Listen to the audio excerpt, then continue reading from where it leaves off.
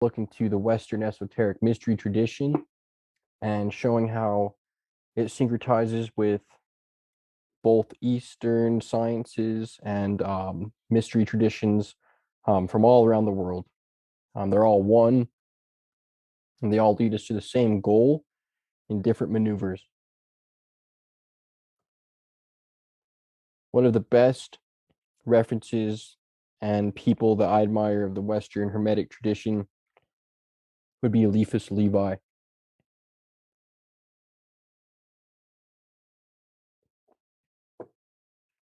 Here's some quotes to give an idea of what the Western tradition aims at, or what the opinions of the West would be on how to relate to our world that we live in. So Eliphas Levi says, to practice magic is to be a quack. To know magic is to be a sage. We have this idea that magic is something that's just for show or circuses or deception. In actuality, the word magic comes from the word magnetism. And this magnetism is what manifests the astral light, which is the basis of our connection with the invisible world. So here's some tenets of what does Western yoga look like. We hear, quote, judge not, speak hardly at all, love and act. Nothing can resist the will of man when he knows what is true and wills what is good. Matter is the adjunct of spirit. Without the spirit, it would have no reason to exist, and it would not exist. This is the good old Western tradition. This is where we get our fairy tales and myths and perceptions of things such as everything happens for a reason, nothing is random, to act with intention and love. Notice how love and act, rather than to speak and to debate or to judge. The basis is act with love to maintain the witness within and allow yourself to act with the highest will of the potential of the universe. As following into the next quote, nothing can resist the will of man when he knows what is true and wills what is good. So what we'd call white magic or high magic. Notice that it's an introduction to high magic, hermeticism, which is essentially not casting spells or doing conjurations to manifest mundane, which is a form of low magic, which isn't bad. It's not bad to do invocations or magic to help out in life, but this is strictly spiritual magic that is done on the self to help initiate the alchemical process of transformation. And these perceptions that we have of the world come from this beautiful tradition. And in the traditions focuses on the inner will and how we have the lower will of the natural man and we have the higher will of the celestial man. And that higher will is what prompts our intuition and shows us the road to compassion. And we live our lives purifying and analyzing and observing life rather than letting life toggle us around, because we have the firm belief that without spirit, this place would have no reason to exist. And in fact, the reason why this material realm exists is because of the spirit, because of the ether, because the physical is a manifestation of the visible. And when we deeply comprehend this in our initiations, we begin to change our actions. We begin to lose judgment. We become very quiet. And we love and act with our attention on the goal.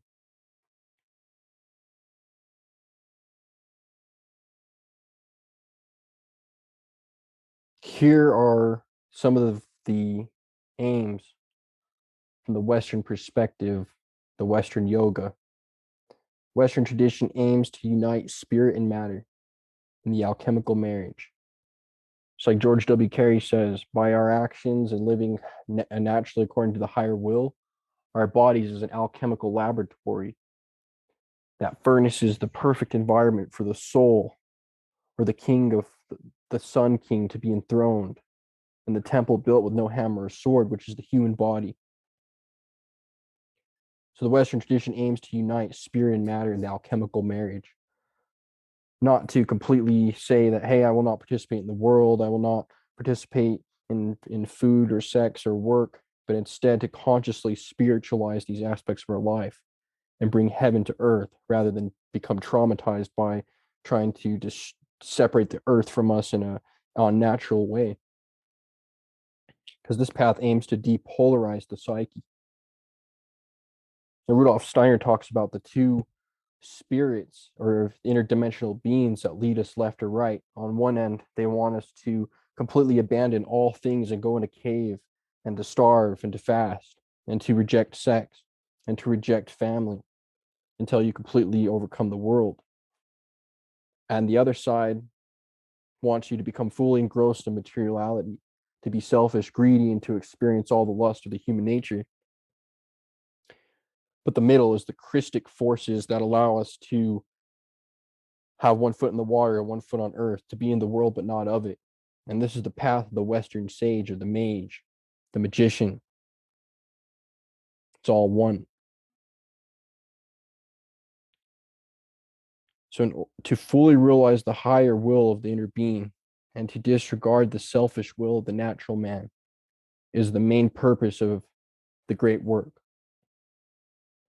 To transmute all the negative polarities of the zodiac into positive.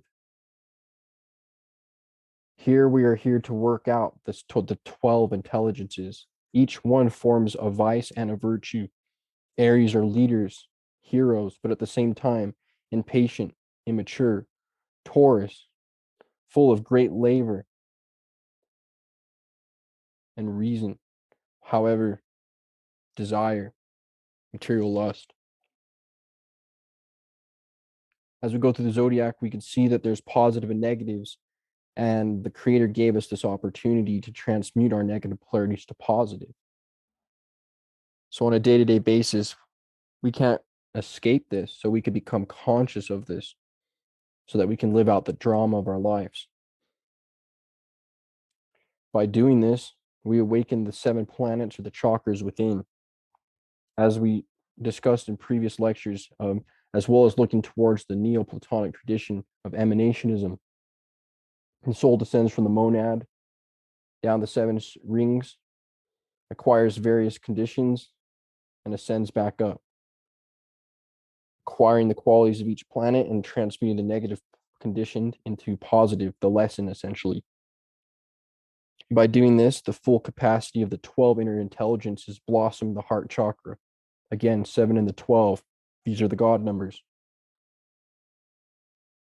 Western tradition, in the same way the Eastern traditions and all other traditions, they just use different language. We call it Theurgy, to be able to enter a higher state of consciousness through Theurgy and commune with the divine realms and to bring back information. Because the main point of meditation on one end is to acquire information of the self, to know thyself.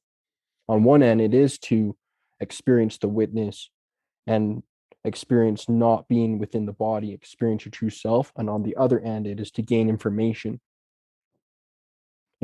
about your path, information about what's next for you.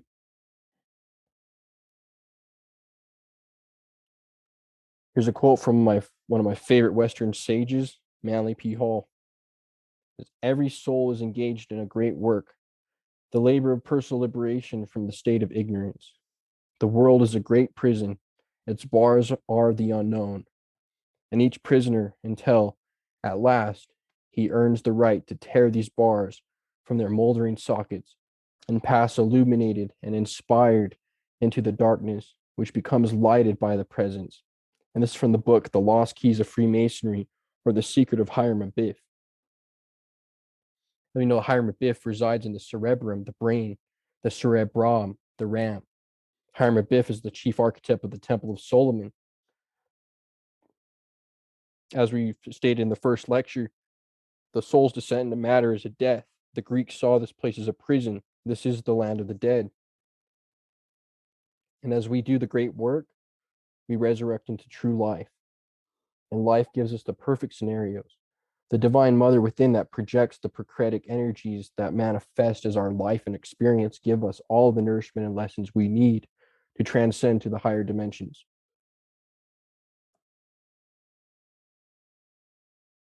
By practicing this alchemical process and the 12 alchemical arts of transformation, we begin to develop the magical will.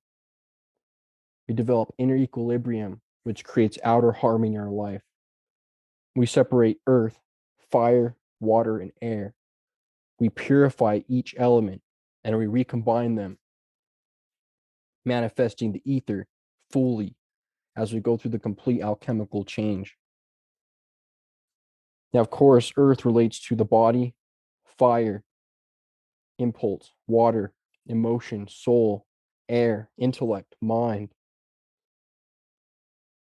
And each one, as we descend to the seven spheres and incarnate into matter, are in a form of disorder. Our earth is automatic. Our fires are impulsive. Our waters are emotional and melancholic. Our air is wavy and scattered. By practicing meditation, by practicing consciousness in our relationships, by comprehending our impulses and transmuting them with higher intelligence, and by understanding the human body and its workings, and to live correctly within the human body. This is how we purify the four elements. And then through the path of initiation, we start with earth, then water, then air, and then fire. Just as the Greek system declared, as Jesus declared, John the Baptist says, I baptize you with water, but the one that comes after me baptizes you with fire and the Holy Spirit. Because this is the time when the serpentine fire rises up the vertebrae and ignites the pineal gland. But in order to do this, we have to be able to go against ourselves, our lower nature, and to comprehend it with intelligence so that we can bring up this energy. Notice how the spine looks like a shovel. The shovel is the key, is one of the symbols of the Western tradition, showing that we dig our own grave through the lower lust of the root chakra. And can we also be digging the cornerstone for the temple for the creator to dwell in? It's up to us. So Western yoga, we refer to this as theurgy, and it's the operation or effect of supernatural or divine agency in human affairs. This is Hermetic science. We believe in purpose and that everything happens for a reason, and that these beings above the physical realm communicate with us and have a relationship with us, and are all working for the evolution, the spiritual evolution of the humanity that is born in the womb or the tomb of the physical torus field. A system of white magic practiced by the early Neoplatonists. So theurgy is white magic. And white magic just refers to magic that's done upon the self for self-transformation, self-perfection. Through theurgy, we manifest the divine into material. We call upon higher forces when we contemplate our higher nature. We can actually appeal. The Eastern have been doing this for a while. They have the goddesses Lakshmi, Durga, Kali. They have the male manifestations of God, Ram, Shiva, Krishna, Brahma. They have the demigods. And in the West, we also have this tradition too of understanding that there's spiritual transcendental beings, that the planets, the stars are all beings with intelligence. And they pay attention to us in human affairs, especially if we take notice to them, they take notice to us, special notice. So when we start practicing our rituals and start on the path of self-observation and alchemy, we begin communicating with these higher forces. This is theurgy. Through theurgy, we manifest the divine into material. We call upon higher forces when we contemplate our higher nature.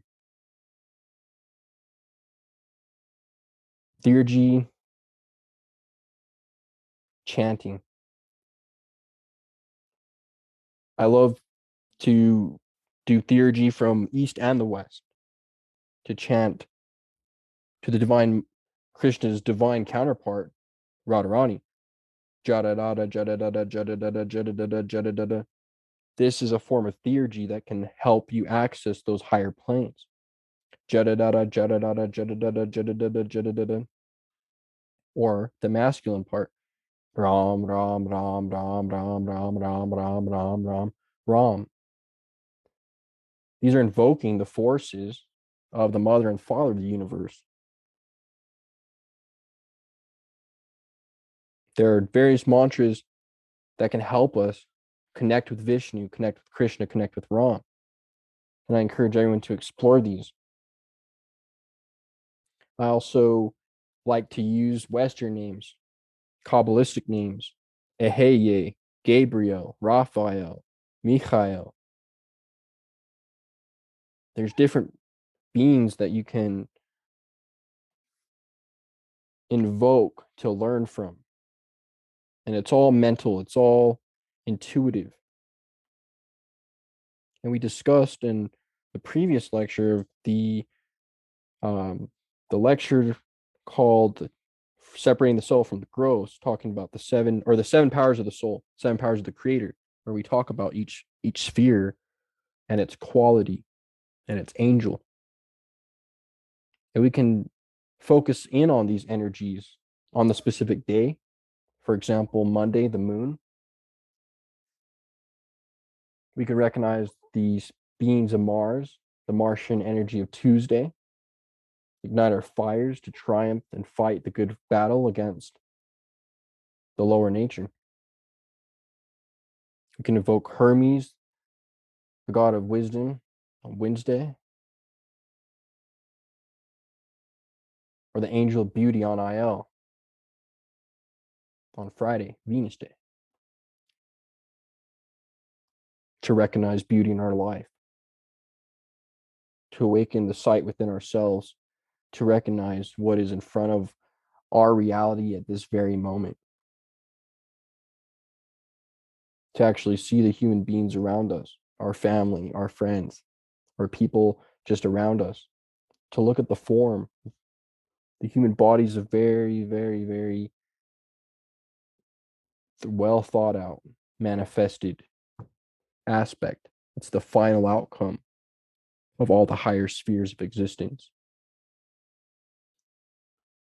By raising the fluid to the brain through transmutation, when we begin to overcome the impulsive reactions and live consciously, we begin to conserve energy. And this energy rises to the brain and allows us to open up our pineal glands and our inner hearing and our inner vision so that we can have dreams and communicate with the higher planes of existence. There's lots of information to be got, but we must charge our internal batteries to be able to rise to see it. And quote by Eliphas Levi: virtue is a fine thing. Its name really means force, power. The world is upheld by the virtue of God. But in what does virtue consist for us? It is a virtue to fast, so as to, is it a virtue to fast as so to weaken the head and emaciate the face? Shall we say that virtue is the simplicity of the worthy man who lets himself be robbed by thieves? Is abstinence for the sake of avoiding abuse of virtue? What would you think of a man who refused to walk for the fear of breaking a leg? Whichever way you look at it, virtue is opposed to slackness, lethargy, and impotence. We should all meditate on this quote and see, extract the essence of it. What it's trying to say is that it just reminds you of the Gospel of Thomas, where Jesus says, he says, should we fast? Should we do these things? And in the Western tradition, the Bible, it explains to, yes, if you're fasting, but do not do it to show. To, if you are practicing prayer, to do it in the closet. to, if you're getting robbed by thieves, is it truly a virtue to allow yourself to be robbed? Or should you stand up for what's right and protect? And if you're abstaining from something such as alcohol or THC or anything of this matter, simply for the fact that if you didn't, you'd become an addict or abuse it, is this abstinence truly a virtue? This is helping us become depolarized and understand transcendental ethics above the mundane plane, where we enter into the true understanding where the negative truly is what he's referring to here, is whichever way you look at it, virtue is opposed to slackness, lethargy, and impotence. So these are the three qualities to reverse to allow virtue to flow. And that virtue will know what to do in the face of a drink, in the face of a coffee, in the face of thieves, in the face of a woman, in the face of perhaps a drink of alcohol, to know when to do, what to do, and how to do, to be able to live balanced and understand, to live consciously rather than reactive or based on dogmas and rules that we've learned from a degenerated society.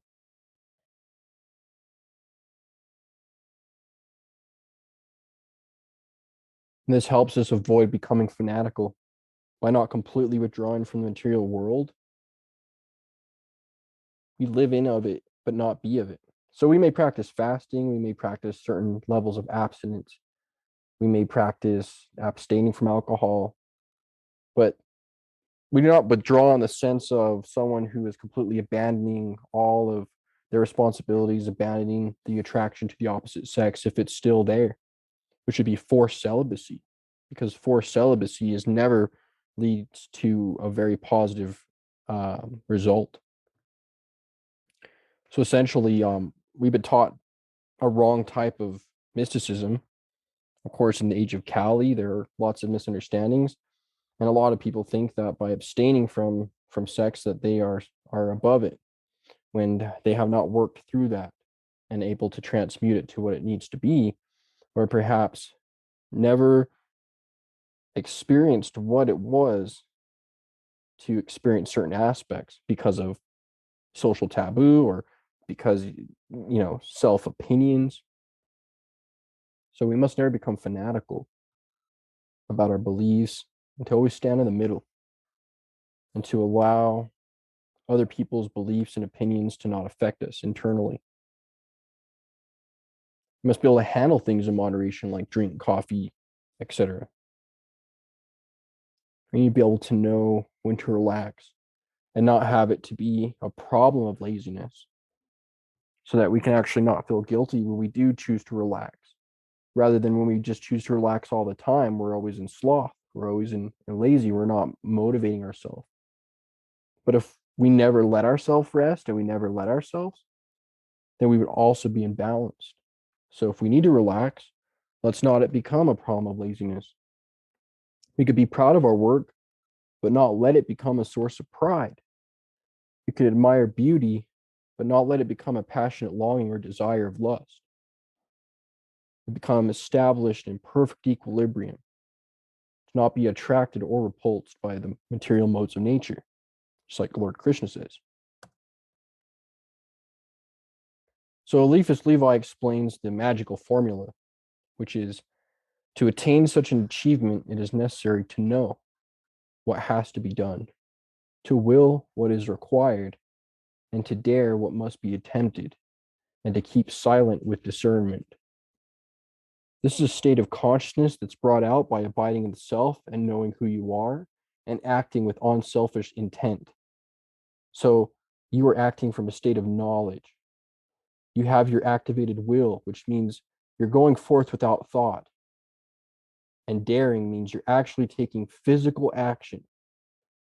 And to keep silent, which means silencing the mind and not necessarily just going around and discussing all of your spiritual encounters with everyone that may not need to know about it, because these personal things are initiations, and the more we explain it, the more we don't analyze it in a more laser-like fashion. We can really hone in on these internal experiences, but when we start to externalize them and start to make opinions of them, we can really lose sight of the path. So there's a good time to keep silent, because as we hermetically seal the vessel through the alchemical process, the energy leaks through the voice, through the eyes, through the touch. So it doesn't mean to just stop talking. It means to be very aware of what comes out of your mouth, to will what comes out of your higher nature, and to know what exactly has to be done. Don't trick yourself into thinking you don't know what has to be done next. The inner being within you knows exactly what needs to be done next and is already preparing for its next move. When you combine these elements together, you will have the perfect magical formula, and you'll be acting without expecting fruits of labor. You'll be a self-charged battery. You'll create a reservoir of energy and be in control of the universal magnetism or astral light. But this takes a long time to develop the true knowing, the true will, and the daring and the silence that must come with this to form this state that is combined. In these lectures, we're going to be talking about how we can develop this formula to be able to manifest heaven on earth in our own particular individual way, as well as overcome challenges and become a service to people around us. We could become a lamp or a light. The pentagram upright shows that spirit is dominating the four elements. When the pentagram is upside down, it refers to man being seduced and dominated by the four elements. This is the upright pentagram, which is the symbol of the perfect man or woman, whereas the upside down pentagram represents beast or material fall. So we start by purifying the mind and body. That's earth. We purify our actions. We purify our emotions. These are the three centers of activity. We have the mental body, which is akin to the sky and heaven. We have the emotions, which is akin to the earth and the astral plane. And then we have our actions, our motor center or instinctual center, which is Malkuth or the earth at the bottom chakras. Once we practice self-observation, abiding in the essence, and purifying our nervous system through the practices of upright living, we begin to charge these centers with energy, and the energy no longer seeps out of the brain in fantasizing or daydreams, no longer seeps out of the emotions and emotional outbreaks, no longer seeps out of the genitals through sexual expulsion, but now it charges in and of itself, and you become a self-reliant battery. You become in control of the impressions and in control of the chariot of the mind and the body. It takes discipline and self-awareness on a day-to-day basis to be able to fully come to a moment in your life where every time you have an impression from the external reality, you stop and transform that impression before it enters and decide how you're going to process it, rather than allowing your subconscious mind to just soak in anything and anything into the subconscious mind and then output a reality that is like, wait, what the heck? Output misbehaviors, output prejudices, biases, and desires. We can take control of the elements and start to become in control of the chariot. So the first step is to build the altar within. Now, the magician represents spirit overcoming matter. And on the path to becoming magicians, which is meaning to be in touch with the magnetism, we construct our altar within. So we become in control of the four elements rather than be dominated by them.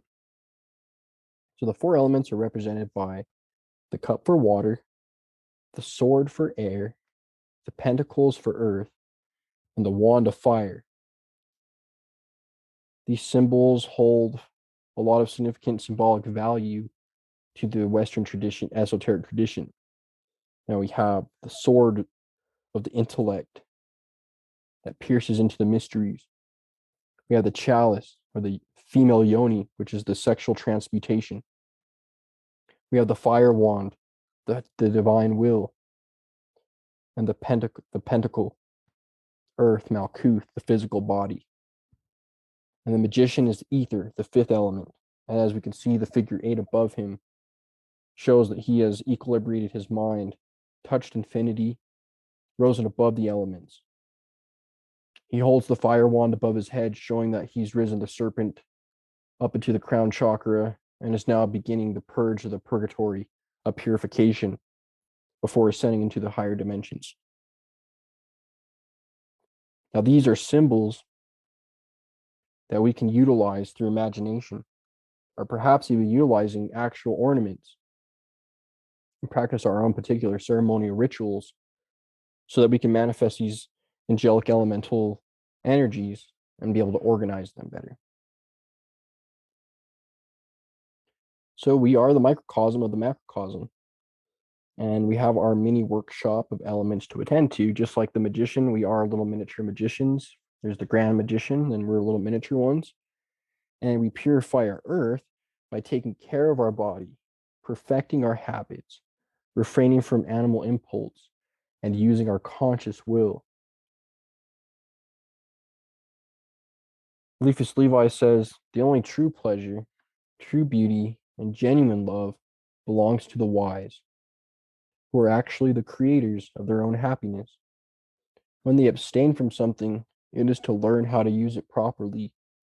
And when they deprive themselves, it is to gain some delight in exchange. So when we refrain from the lower nature and combine our elements and begin to be conscious of the symbolic reality of nature and how it's always giving us messages and trials and lessons, we begin to come to a place of inner being, or the kingdom of heaven within, which is a fountain of pleasure that's self-created. Create your own happiness. And you're not a fanatic. So if you're abstaining from alcohol, it's because you're learning how to use it properly. If you're abstaining from a job, working, it's to learn about that quietude. It's not to indulge in the quietude. It's to, if you're abstaining from sexual interaction for a set amount of time, it's not to fully be overly celibate for no reason. It's to understand how to retain and increase the magnetism so that you can attract the appropriate partner, rather than just sleeping around, or rather than just letting the energy waste. So you must be very balanced, and to be able to understand that if you are abstaining from something, it's to learn how to use it properly. And that when they deprive themselves, it's to gain some delight in exchange. So if we deprive ourselves of being in the crowds and with around lots of people and all the times, we get to come to the polarity, which is the deep, silent plenitude of awareness. And when we're in the deep, silent plenitude of awareness, we're able to appreciate interactions and relationships more. So the magician is always doing something for a reason. If he's depriving, it's for a reason. If he's indulging, it's for a reason. He's purging, purifying, ascending, contemplating, recognizing our faults, recognizing where we're selfish, and to begin to be bothered by it, and to practice the opposite polarity, which is to give.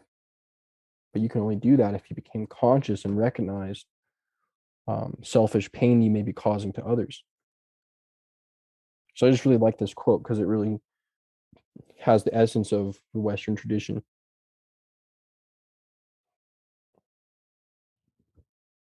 So if you want to take up a daily practice, to temporarily jumpstart your alchemical change, you could definitely begin through purification practices, and that's all according to your nature.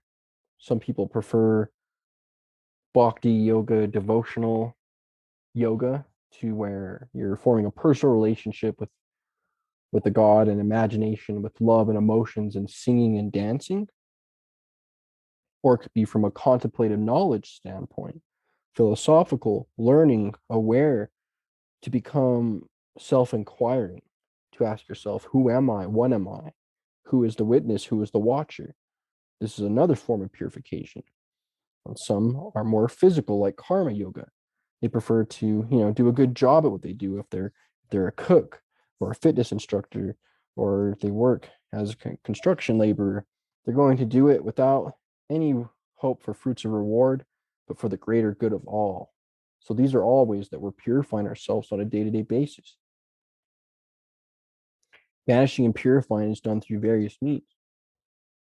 And these practices that we taught in the previous lectures, as well as touch base on in this lecture, will help to create a subtle influence on the subconscious mind. So they have to be practiced regularly, but not fanatically. For the first stage, we begin to purify the earth element. And we begin very simply just by everyday exercise, routine, as you were able to according to your physical nature. For at least 45 minutes. But if you can only do 15 minutes or 30 minutes, the main point is to engage with the body on a physical level. This can be very personal based on your physical ability. It could be the Tibetan rites, jumping jacks, a workout routine, a run. So as long as you're focusing on the earth and the body and helping it to rise to its highest capability, because as they say, the body and the mind are one. So to purify the mind, we have to purify the body. And in order to do that, we must put into activity.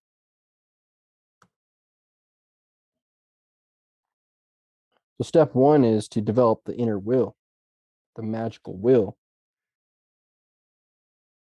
the fire, which is willpower. And that's what these exercises help with.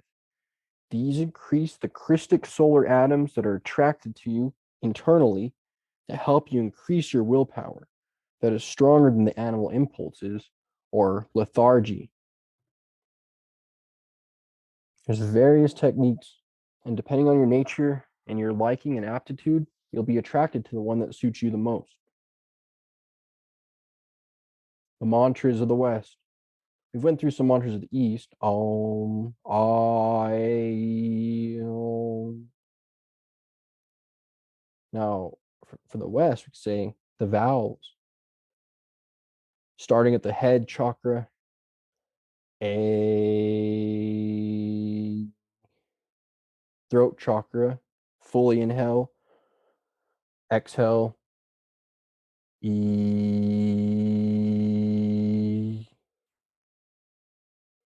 fully inhale, I,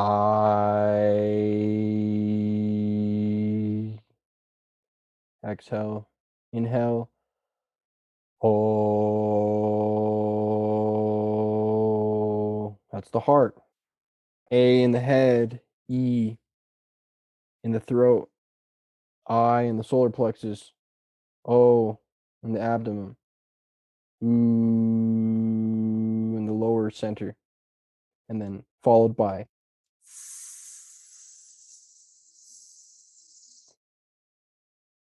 this will develop the willpower, charge the chakras. The vibration helps stimulate the glands. Each vowel that's pronounced should vibrate the corresponding chakra that it's directed towards.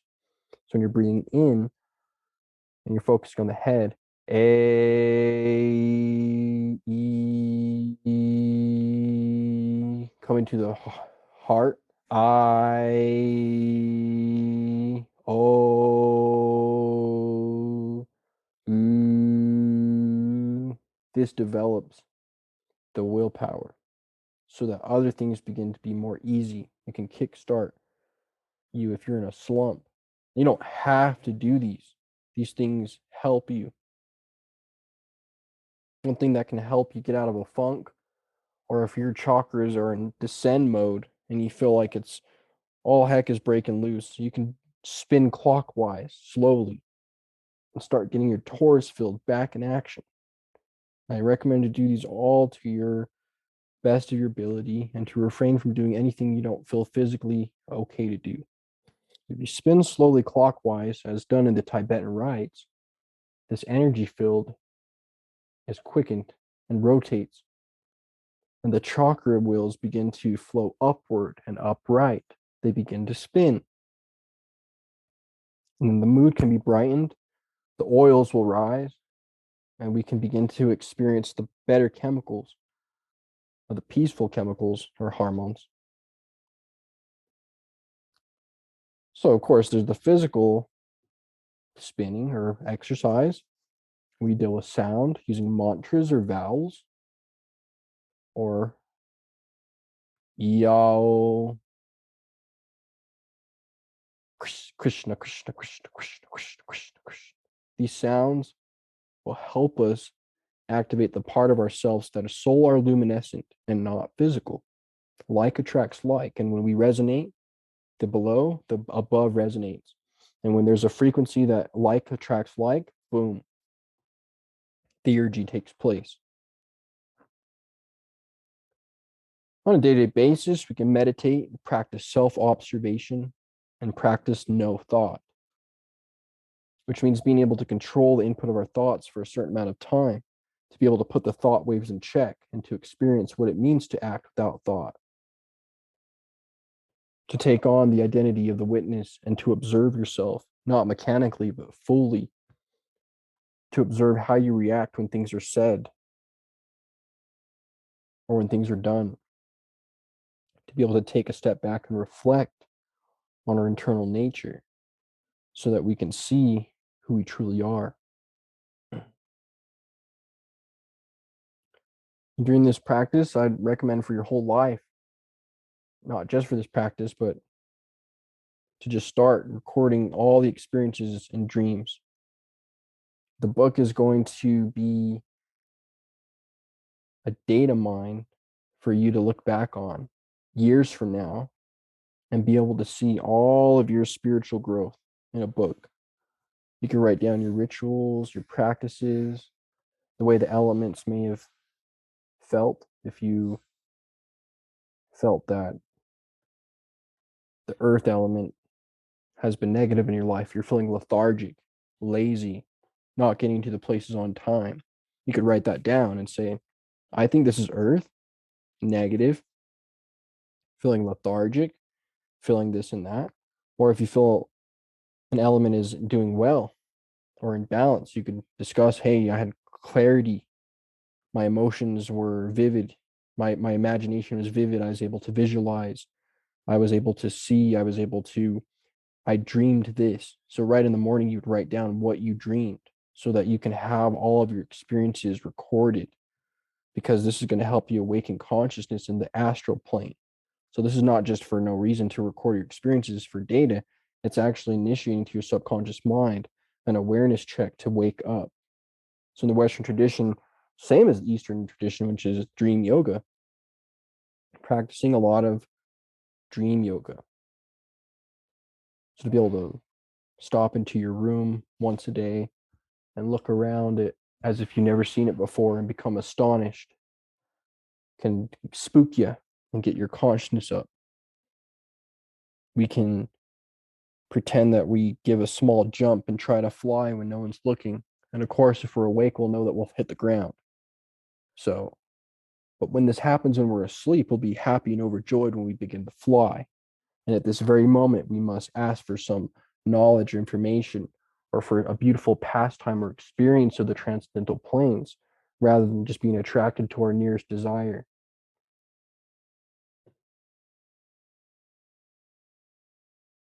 So we begin to exercise daily. We eat consciously, bathe consciously, essentially bringing consciousness into our mundane routines until our entire day becomes a ritual. In this way, we take on the position of the sun, which is always doing daily activities and labors. We have our miniature daily activities and labors that we attend to.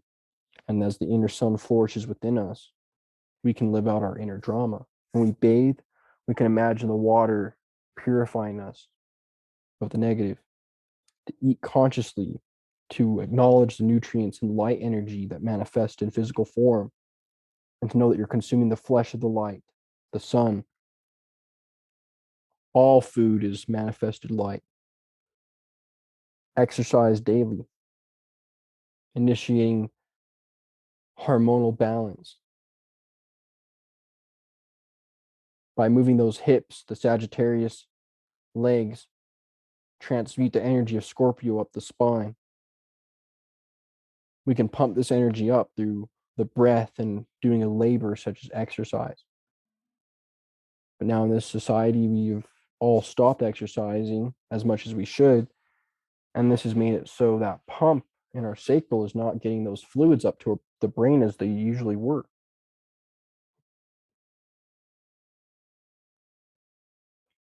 So we begin to apply karma yoga, which is the path of action or doing things for no fruit of labor, but only for the greater good. And we could do this by finding our everyday gig or a task that contributes to the collective. It could be making videos. It could be going to work to support your family. If if the work is a good trade, a good an actual vocation that you love to do, that's your true self, not just a corporate onslaught of corporate slavery, but to actually be doing something work related. Because as they we're told, all these jobs, these are uh, jobs are tasks for corporations, and even we're all at our different levels. Sometimes we're still take on the archetype of Neo, still stuck in the matrix. Regardless of what you do, what your work or what your gig is, apply karma yoga to it and find a way to do it in a sense that you're not doing it for reward or gain, but you're doing it for the greater good. And this actually creates a circuit in the body and lets you enter the flow state, which is where basically the false self disappears. You merge with the witness and you experience bliss. And now you're above time, and time doesn't feel the same anymore. When we were young, we were able to tap into these states effortlessly. The path of the Western magician or the yogi, Eastern yogi, or the syncretist is to reawaken the inner child, the inner Christ child. And with this, we reawaken all the gifts that we received from the Creator. As Thomas H. Burgoyne says, these gifts are deposited in our solar plexus. On our birthday, on our actual birthday, Thomas H. Burgoyne was explaining that we have our talents deposited. So let's say your birthday's in April. So on April 2nd, and that moon is in Aries in the month of April 2nd, there will be gifts and talents and seeded into the solar plexus and activated. So when we actually take notice of all of this, we can see that the path is directly related to our everyday life. And we have to find a way to keep one foot in the earth and the other immersed in our esoteric practice, essentially Pisces, the land of dreams and the land of reality. We must swim between both and not be confused. Practice the art of self-observation, which is stimulating the pineal gland. And when you practice self-observation and silence of thoughts, you begin to feel a crackle inside of the pineal gland. And this is the pine cone opening. And when you awaken this witness, you can notice the motor of everyday life and how it goes about by itself while the witness or the self does nothing. The body goes about, you simply watch. Now observe. Had a really cool experience in California. Me and my girl went to go see Santos, and we were eating apples outside barefoot, solar gazing at the same time. And this mixture of having our bare feet on the ground, eating fresh apples from a tree, and solar gazing or being part of the sun, our I felt as if my body merged with the reality of the field, and I took on the witness standpoint and noticed the eternal motor. Remember, Santos referred to it as the motor, and the motor goes on about, and the witness observes it. And this is how Purusha, the consciousness or the witness, entertains or acts or revolves around Prakriti, or the experience of the field and nature. And this is an alchemical theurgy to reach these states of consciousness on our everyday life.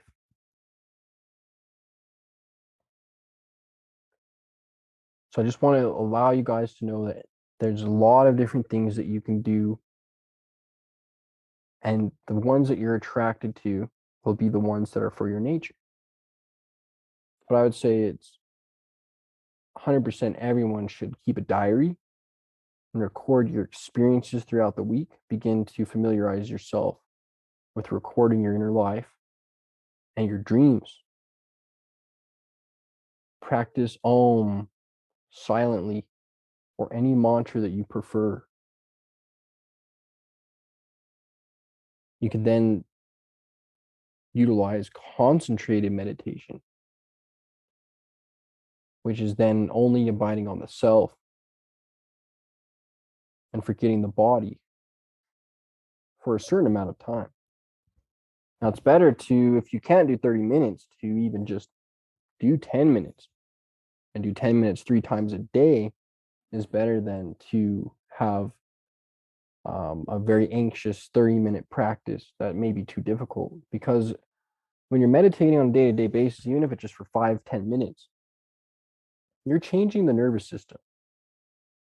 You're rebuilding it. You're helping to form the proper neurons and nervous system connections for the Kundalini to rise and to purify the nervous center.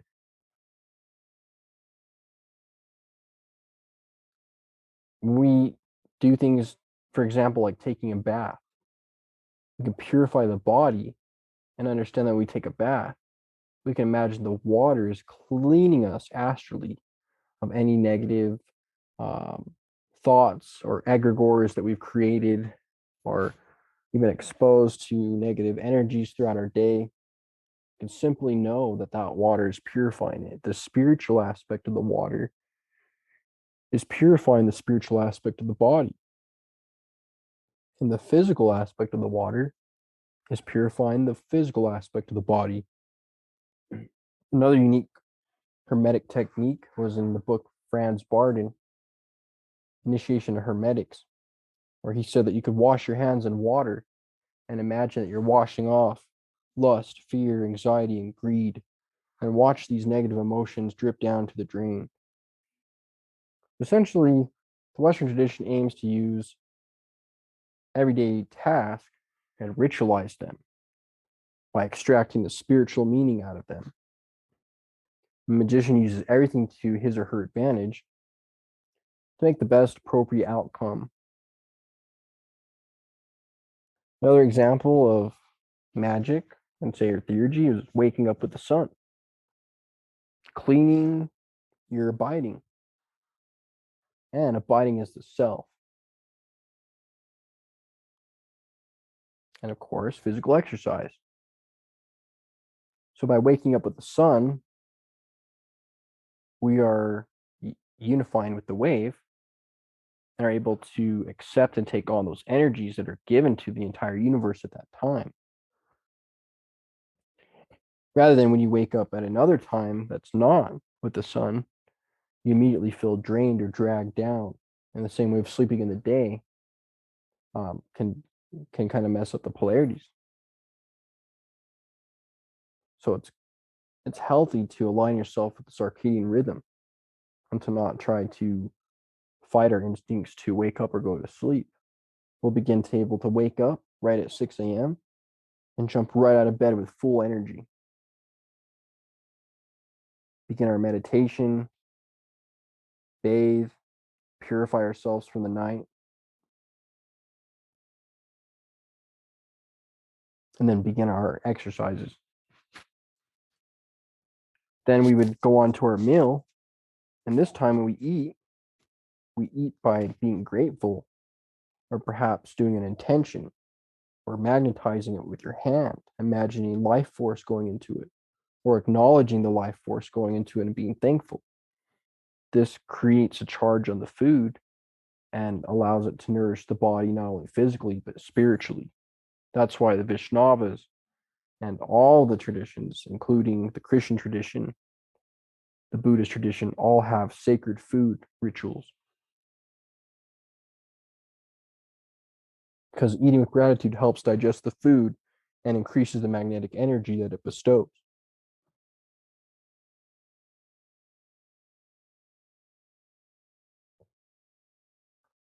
Well, I hope that you guys enjoyed this intro into the Western mysteries, and we're going to syncretize this with the East and show the value of both. And I hope that you guys enjoyed this, and looking forward to the next lesson for you guys. Have a blessed night.